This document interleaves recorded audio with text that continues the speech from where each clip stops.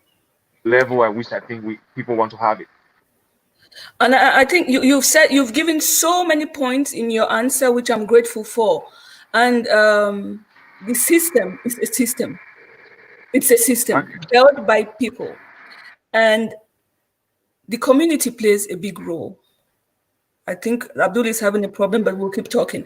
The community plays a big role in the sense that he just gave the example of people, when you're crossing the street and people just drive in a very aggressive way.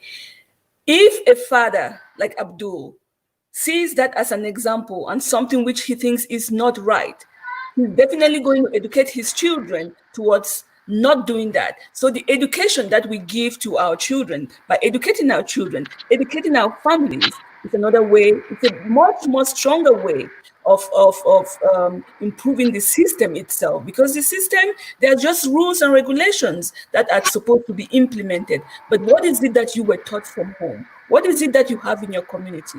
That's where it all starts.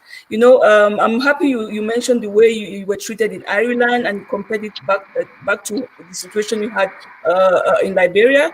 Coming from Cameroon, I run 3 non-profit organizations, all on my own, all on the work. It's been going on for like 6 years, and people tell me, but why do you do all of this work? Why do you suffer so much? What do you want to show? You want to be famous or what? What is wrong with you? And my answer is simple: to the world. Because what we see today, be it on my nonprofit for women in Africa or to educate girls, it's not enough. And if we have to move from one place to the next, somebody has to put in the work. We can only be examples of others. So I really encourage anyone watching this live stream as a live or as a replay to really reconsider the way you are educating your children, the way you are communicating with your community, because that's where the change starts. Government systems are all rules and regulations that are supposed to be implemented, but they could be implemented with love, respect, regardless of whoever is standing in front of you. That's where the change happens. Exactly. And yeah, I mean, and just to put an icing on that beautiful cake you just made, I would say, there's a rule-based solution to this, and then there's the organic solution to that. And I think you are opting here for an organic solution to the problem. It's about what we tell our kids at home. It's about how we make them see each other. The little sorry that they say, please, thank you, basic etiquette to everyone. It starts with that. So they are not discriminating who they say thank you to. They are not thinking, should I even respect this older person because of where they're coming from? And I think that's a point you've touched that I think it's something that needs to rather be, expanded upon even more in our conversation as we go. Thanks. Abdul, thank you. So much. Yeah, I know. Sure. We know that all ideas, all behaviors are not equal. They're not equally valid. Some are good, some are bad, some are smart, and some are dumb. Some are dangerous. How can we be selective on some ideas which are better? These are your work. This is a great post. It came directly from your post. And I was like, gee. Yeah. Exactly. We've seen a lot of ideas in history, and think about Hitler. This man, he blamed the Jews and said, they are responsible for the economic problems. In fact, they are lesser human beings, and the Germans are you know. I mean, you think about those sort of people. What sort of idea was that? It was dumb, And you think about how do we counter this, and some are dangerous ideas. If you look back at history and look at people like what's this guy Mason? He was some guy in the U.S. indoctrinating people and telling them that he spoke with God and he had them carrying out heinous crimes. Ideas and ideas about how things should happen in our world. Now we need to subject every idea in society, no matter where it comes from, to the vigorous and rigorous scrutiny that ideas should be subjected to in a free society. That's how good ideas win over bad ideas. We must deconstruct the ideas for for what they are. We must look at them in a critical way and say this is going to be good, this is going to be bad. Depending on where you say it, you can look at ideas from a religious perspective and think that this is dangerous for our children, it's dangerous for people. You can look at them politically. You can look at them for their social impact and effect.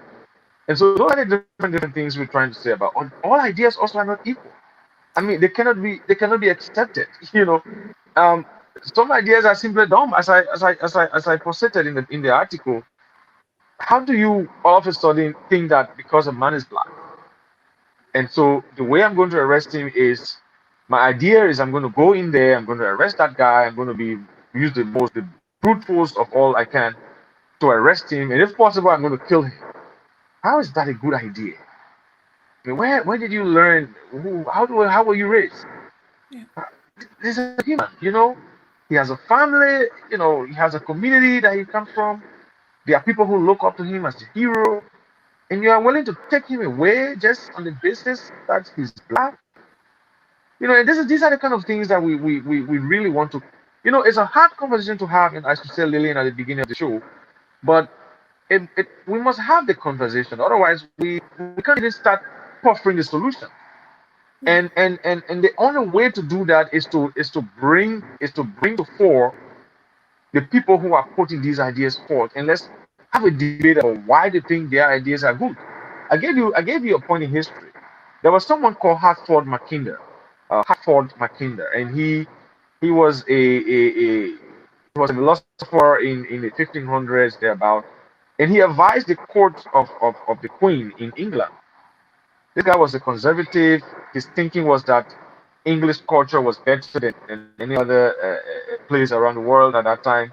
And so, what needed to happen was that there needed to be an export of the culture and the way of life of the Englishman. We need to take this culture overseas. Let's take it out. That was his idea. And he advised the Queen into this whole colonial nostalgia that we saw, that dated for so many years, into coming into countries and taking slaves, and all of a sudden it changed from a cultural exchange or a cultural assimilation policy to one that saw slavery and the decimation of the black community all over the world. It is an idea, a simple idea, if not checked at this point of origin, can lead into a worldwide effect. And Yeah. when slavery was just something that started from somewhere. And all of a sudden, we saw blacks being chained and caged and treated in the most heinous ways. And so the color has now been associated with the colonial era. Everything that's happening is we are being judged on the past, on how people saw slaves. So you go into a gathering and people think that this is still the same thing. And some people have imbued these qualities for such a long time that it's difficult to detoxify or remove this thing from their head. And some people some people go very radical. They go to Yeah. riots. Some want to.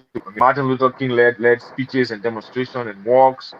Of course, it turns out to be something that's chaotic. But we are looking at how we can subject ideas to a more what I would call to an intellectual space where we can deconstruct them for their truest currency and let the good ideas win. And I don't know where having a knee on someone's neck will ever win against the kind of ideas and solutions that we want to proffer around this debate.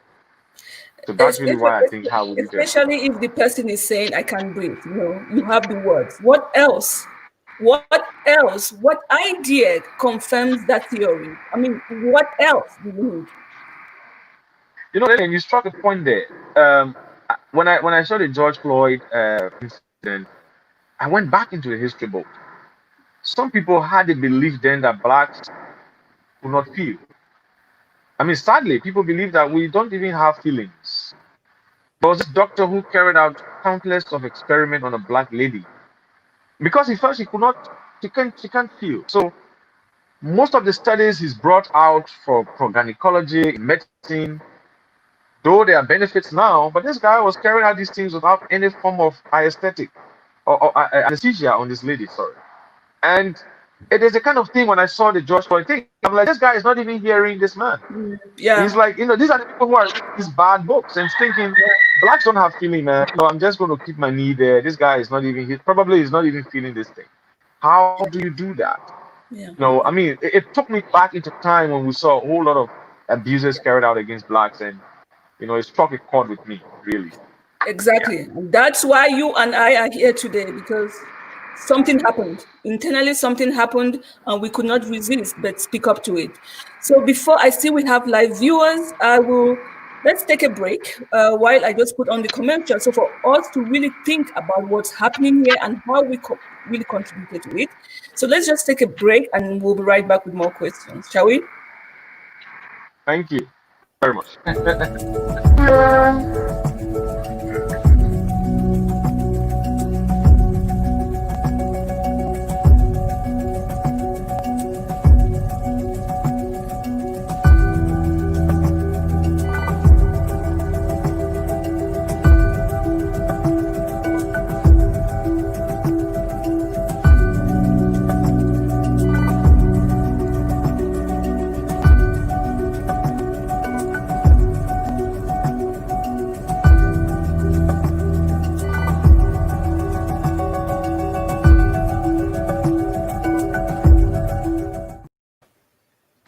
So we'll just wait for Abdul to be back.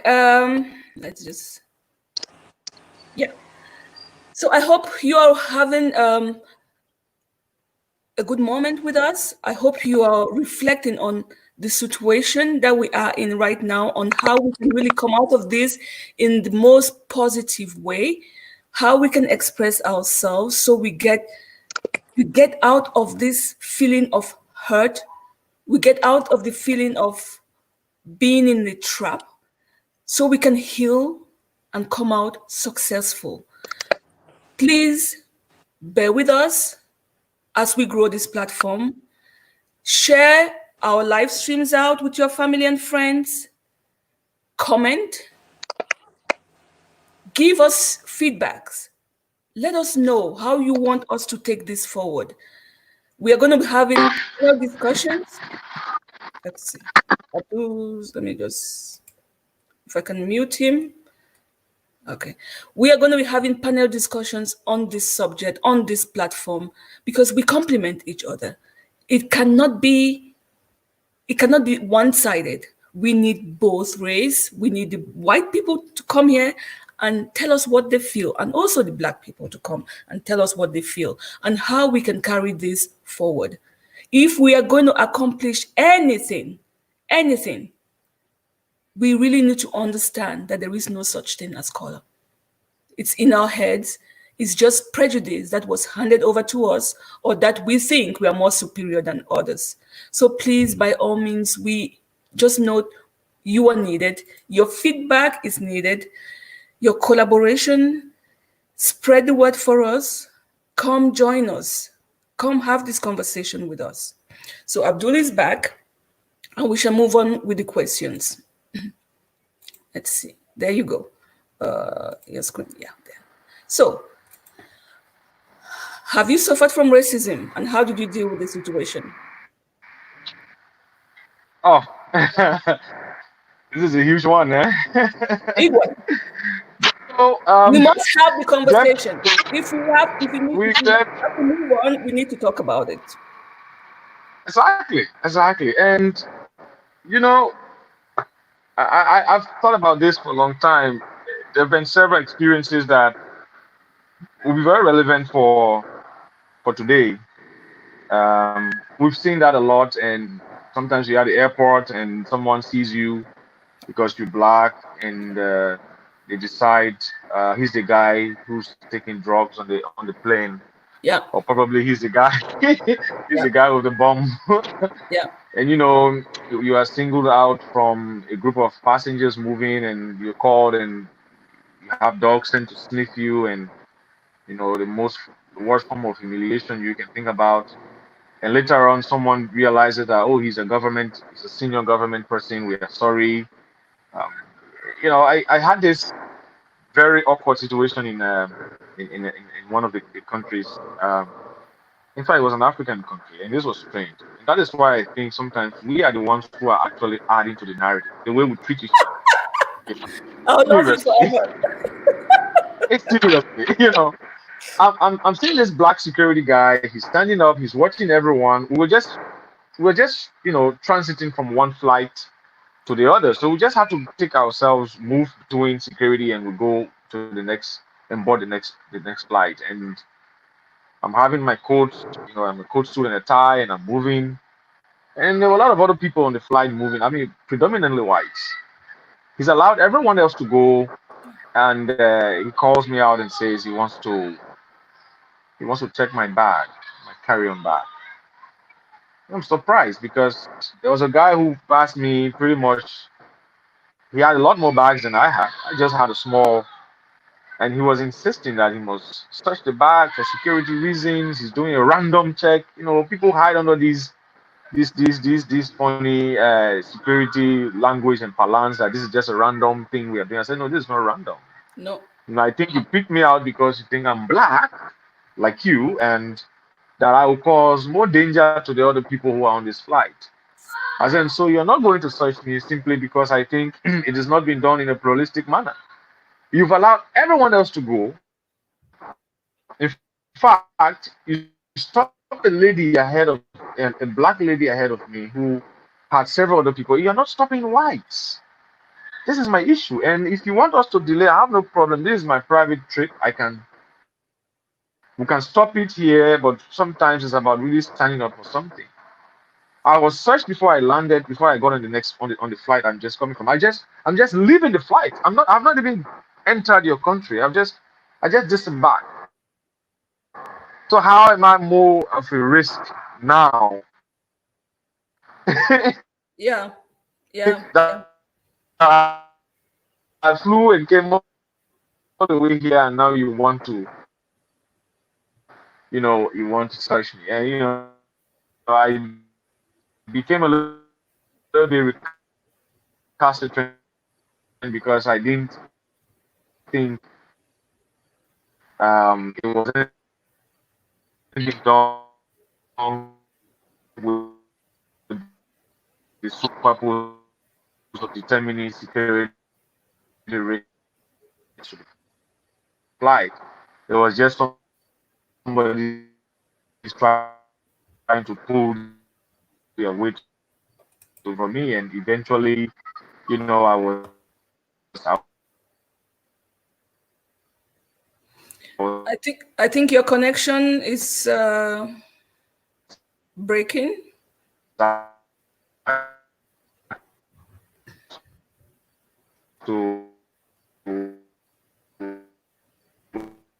whether it was something that if I don't mind, I can go Abdul, we what cannot hear we've you. done We cannot hear you.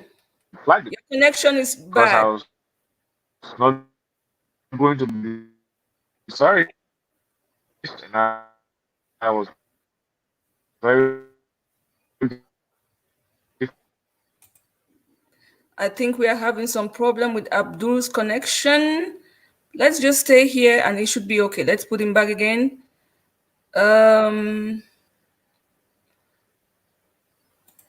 okay. We are having some problem with Abdul's connection. But let's just stay here and he will be back. I would like to know from those of you watching live, have you suffered from racism? If you have the means of commenting, that would be nice. If not, just ask yourself, was it racism or was it just a misunderstanding?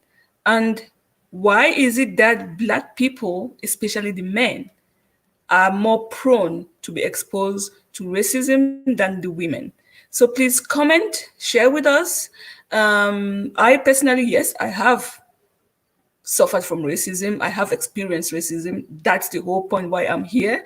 Not only because I don't want to leave my kids or the next generation in the same situation, but because also I have suffered from racism, and that has taught me a lot. It has given me lots of experience on how to deal with such situation, and sometimes people talk without even knowing what they're talking about. People react without even knowing why they are reacting the way they are. Because when you give back them the same question or the same racist action or attitude, then they realize, oh, that's not what I meant. Example, somebody saw me dropping off my kids and asked me, why are your kids in this school? And my answer is because it's a school like any other. Then in that moment, they think, oh, why did I ask this question? Or people ask you, like, how did you come here? Then you answer, by air. And then they think, oh, I did not mean that. So let's be, I don't want to say careful. Let's be cautious because people just talk for sometimes. Either they had a bad day, either they had, no, it also has a lot to do with your upbringings, how your parents were judging other people. So let's know we complement each other. I cannot stress this enough. We do complement each other, but how? How can we change this? How can we explore the possibility and how can we prove to people that seriously we do complement each other? Seriously, because both sides here have made mistakes, one more than the other, but we need to talk about it in the most positive way. Abdul, he's not here, so I don't know what to do, but we'll continue the conversation. I hope you are finding some value here from this live stream. Share with us your comment. Abdul is coming back. Share with us in the comment in the chat box what you think about the current situation, how you are going to lead with love in a better way. Abdul is back. There, you're back. You're back. Great. Thank you I'm so so much. sorry. No problem. I Yeah. mean, it happens. I had also last live stream. I think the internet is just all over the Oh world. yeah. It's an issue. Yeah. Oh yeah. Oh yeah. So I'm even proud to see that in Africa, the connection is great. So come on. Yeah. Thank you. So today's Definitely. discussion is on the intolerance of tolerance on racial bias. What does it mean to be tolerant when it comes to racial bias? Okay. Do you hear me? Yes, I'll just increase my volume. Yes. Yeah. So tolerance in this context can be looked at from three different perspectives. You know, one has to do with the views, which was what I focused my article on. It's about looking at who's speaking and what and trying to delineate that from what they are saying. And that is really, for me, it's a difficult thing for most people. It's just by seeing you. I mean, if you think about the discussions and debates around feminism, is almost the same Yep.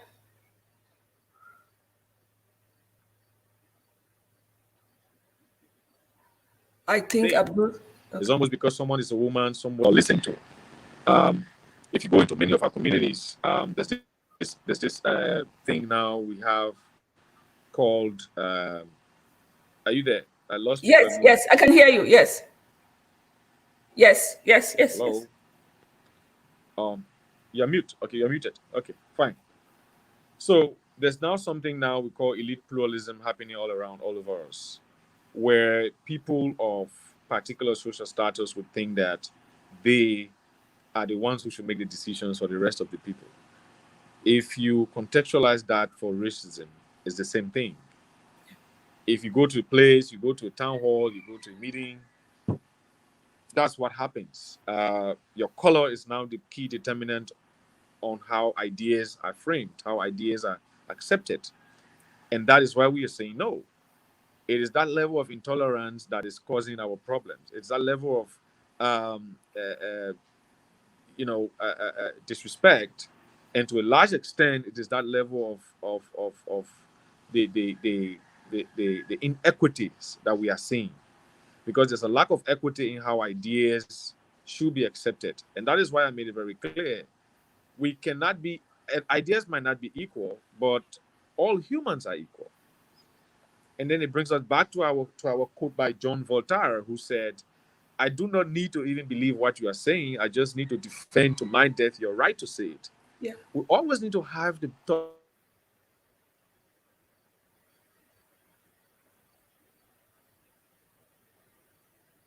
in our minds and our ideas and our hearts, Lilia.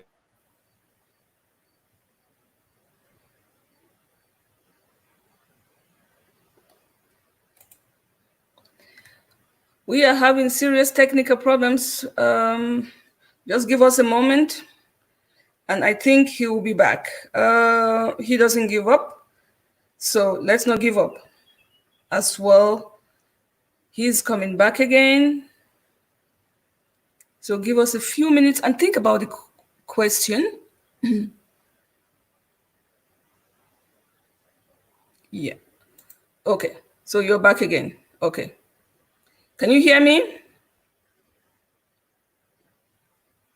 I cannot hear you.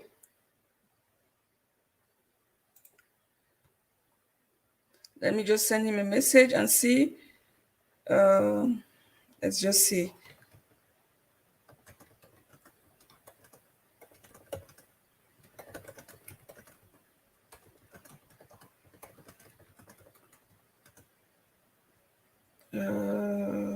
Let's see. I think he's back. Yes. Can you hear me?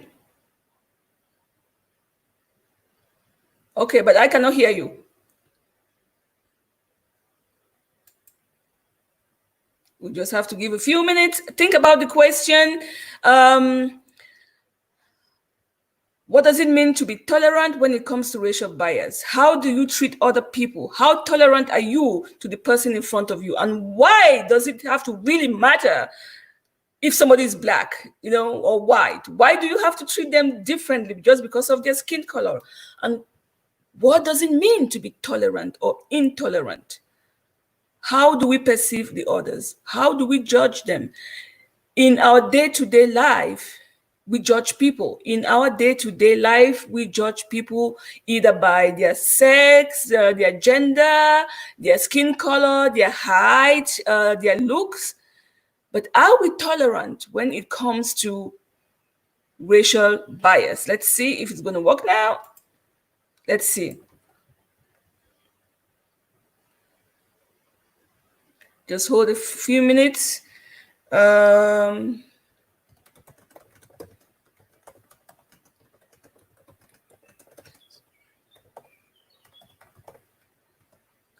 just sitting. So yeah, comment, share this live stream out with your family and friends, and let's know what does it mean to be tolerant when it comes to the others, when it comes to the other person standing in front of you, be it black, white, and what does intolerance mean in this case? Abdul is back. So we are listening, Abdul. Maybe we'll have a chance. Oh, I cannot hear you. No. We have to give him a few minutes. I cannot hear you. You have to move. Maybe. Oh, exactly. Let him move to the position he was at the beginning, and then we can see if it works. Bear with us, please. Connection, but we're here. We have been patient. It's been an hour, but we have a few more questions to carry on with, and we shall do our best, our very best, to end the conversation in a much nicer way than this. So please don't go away. Stay here. Comment, like, share, and let's give Abdul a few minutes to join us. If not, we will have to reschedule the live stream. Maybe later in the evening when the connection is better for people in another continent. But it was a good thing to have this conversation, to start the conversation. And it's amazing to have somebody like Abdul. Honestly, I will share his post. I think I did share the post on our page, so you can read it. Let us know what you think. And what is it like to be tolerant when it comes to racial bias? Why are we so resistant to others? Abdul is coming back. Bear with us. Here he is. Yay. Okay. Yes, I think we are set now. Now I can hear you. Yes. So let's carry on. Okay. Exactly. What does it mean to be tolerant when it comes to racial bias? Exactly. So, as I was saying before I got this breaking transmission, I was just reflecting on the different dimensions from which we need to address this, and let's focus on the ideas. Everything for me that will make our society better, it needs to be supported. The conversation we are having is one of those things. It's really about seeing people as equals. Yeah. Once people believe that they don't have equality in amongst men, we're going to continue to see the high rise in, of course, police brutality.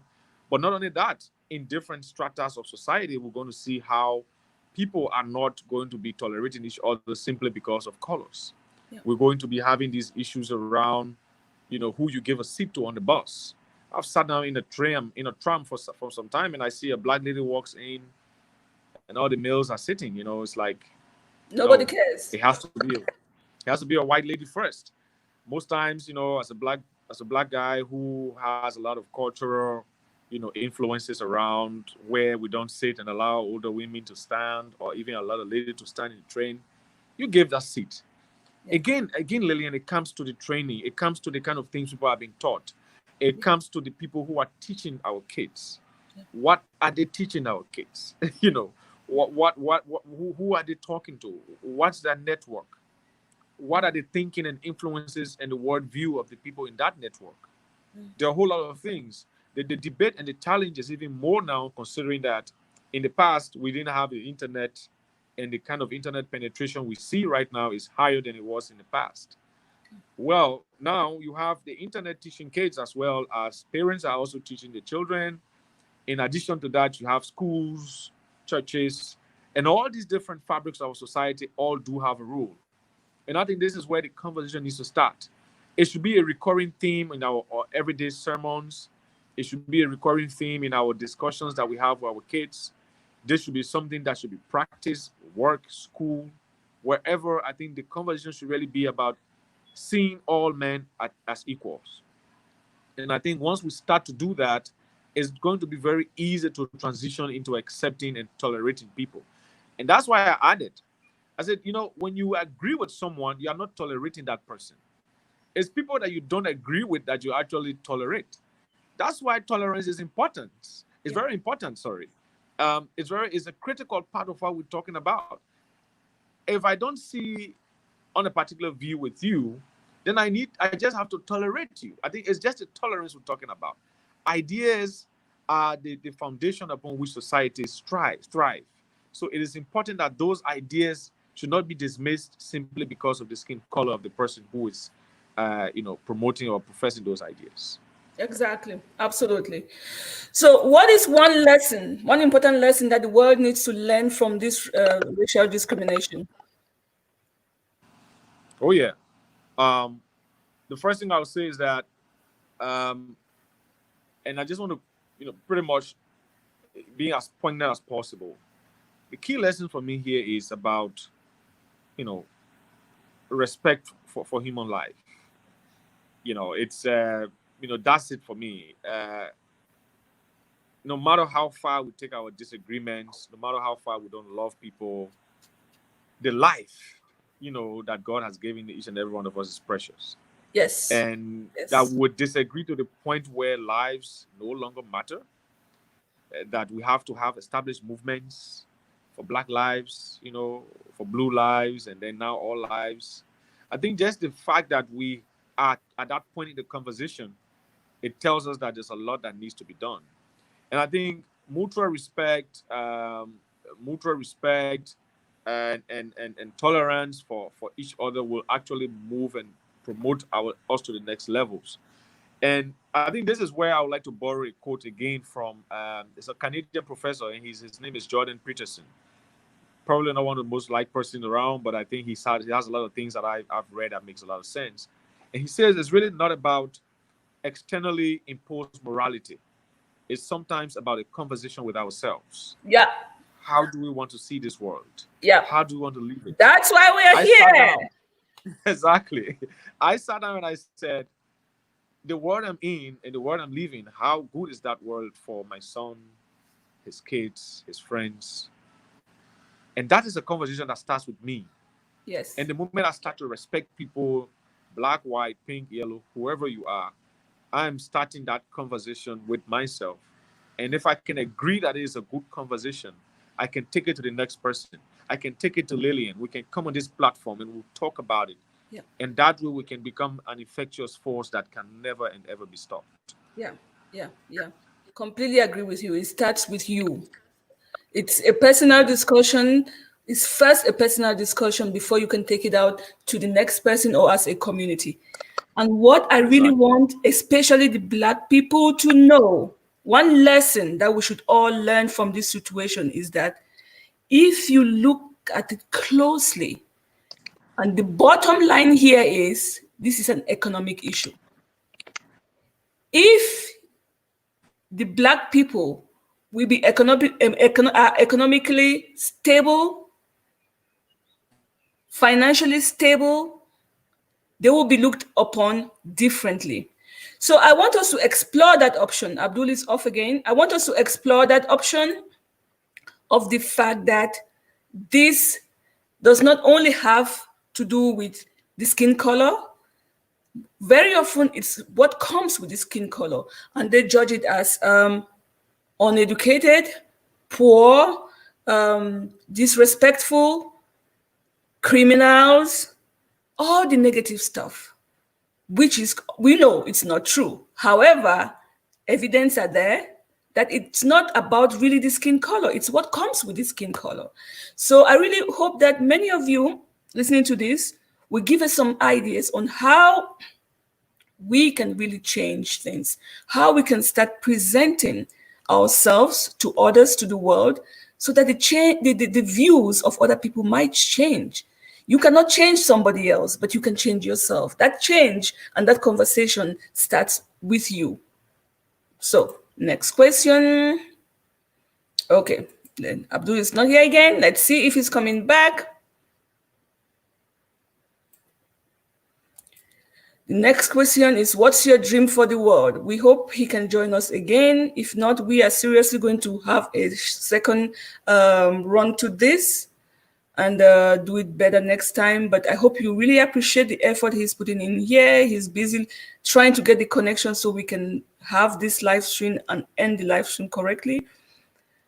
What's your dream for the world? My dream for the world is that we acknowledge that we enjoy the complicity that's between us, white, Black, and that the issue of color it should just be history. Maybe this is too big a dream, but little by little, as we have this conversation, as we continue with this conversation, I hope many more people will come to the fact that racism is just an idea that we've just put in our heads, and there is no proof that they are more superior. They are thinking of it on the financial side. But let's think of the beautiful relationships that have happened between whites and Black. Let's think of the beautiful no one is talking about the contributions that the Blacks have brought to the world. And no one is really talking about those white people that are suffering from this situation, that they have absolutely nothing to do with racism, that it doesn't even cross their mind. Nothing to do with racism. And they have to go through this, they have to suffer, from the misjudgment that other people are giving them.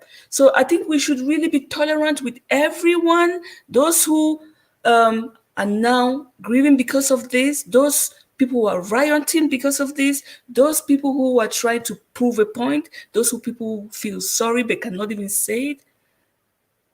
Let's be tolerant with each one another. It was a pleasure spending some time with you. Please do not forget to like, share, and subscribe. We shall be having more. I will just put this to the comments.